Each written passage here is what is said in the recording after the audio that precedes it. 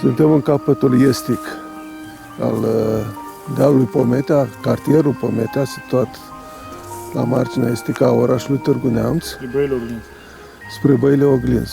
Vedem în depărtare satul Oglinzi,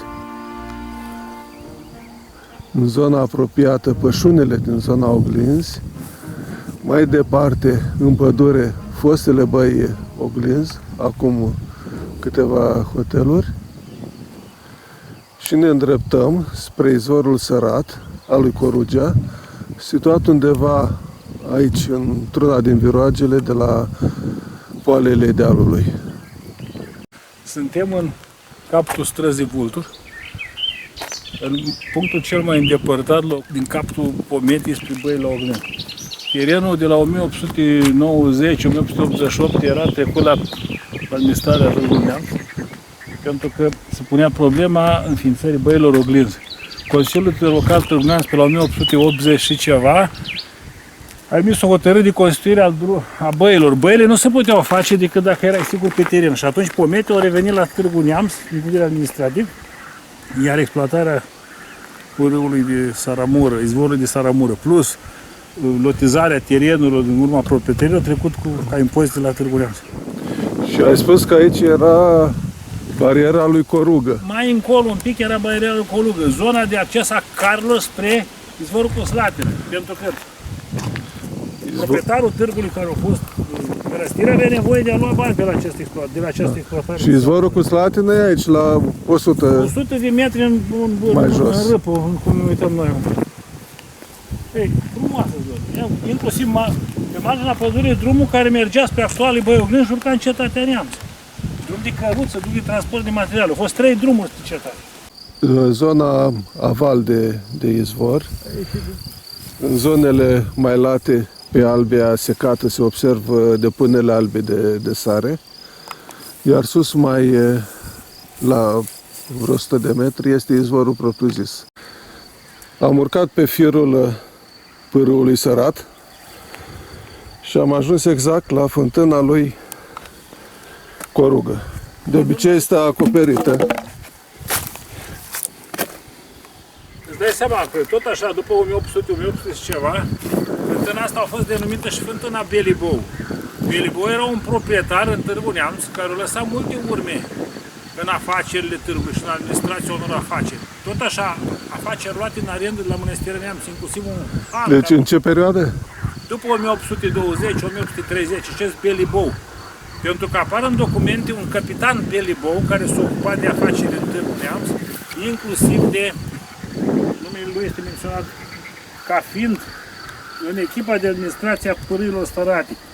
Și nu numai pârâul de la Oglinzi, toate pârâile sărate au fost externalizate de Mănăstirea Neamț, adică date în arendă pentru a obține un folos bănesc clar și imediat. Ei, terenul foarte mănos din punct de vedere agricol, iarba foarte bună pentru pășuni, animalele sunt sănătoase, nu există niciodată secetă. În caz de secetă, animalele pășteau în pădure pe dealul gol, exact în stânga, cum vă arăt, iar în caz de vreme bună, se pășuna inclusiv dealul roatelor, care îl vedem în fața Băilor Oglinzi, roatelor, pentru că acolo stătuse roatele poloneze, armatelor străini care atacau și cetatea Neamțului. Pentru că poloneză, când au stat în războaiele turco-polone în zona cetății, n-au avut unde să pască cai lângă cetate, era logic. Iar acest deal din zona dealului, probabil că era dealul de pășunare a cavaleriei poloneză. Că n-avea cum să devină dealul roatelor la 1690, denumire, când la noi nu exista roate ca formă de organizare militară, cum ar fi companii. Drumul de acces în cetate este exact din unui acest deal al roatelor, pe lângă pârâul Macu, care înseamnă tot, pârâul mic din poloneză înseamnă mic, care de fapt e pârâul Sărata la origine, un avea debit mic, iar apoi, aproape 2 km, și ajungea la cetatea Neamț. Drum înclinat pentru transport de care materiale de acces militar. Drum principal în cetate. Zona prezenta interes, sub toate aspectele. În primul rând pentru agricultură, pășunatul animalelor. Crescătorii de animale au rărit, au lărgit poienile în așa fel încât să dezvolte islazurile. Dezvoltându-se islazurile, creștea afacerea cu animale, cu vite și oi. Dar această zonă se preta la oi pentru că era iarbă măruntă. Da, și zona asta cu izvoare sărate. Deci... Oaia mănâncă bine pe pășunii sărăturoasă. Vacile mai puțin, pentru că terenul fiind animale grele nu le permitea să se deplaseze ușor. oile pășunau foarte, foarte, foarte bine. Iarbă de pe zonă sărăturoasă, iar în timpul secetos se hrăneau cu marginea pădurii, exista destulă ghindă, era pădure de stejar, se creșteau porci în zona oglinzului, pentru că stânile, având atazer, ghinda de toamnă era suficient încât porcii puteau fi crescut și aduceau un venit puternic crescătorilor de oi și bacilor de timpul acela. Da, da, și acum mai sunt de fapt stejari în Acum sunt stejar, zona Oglinz.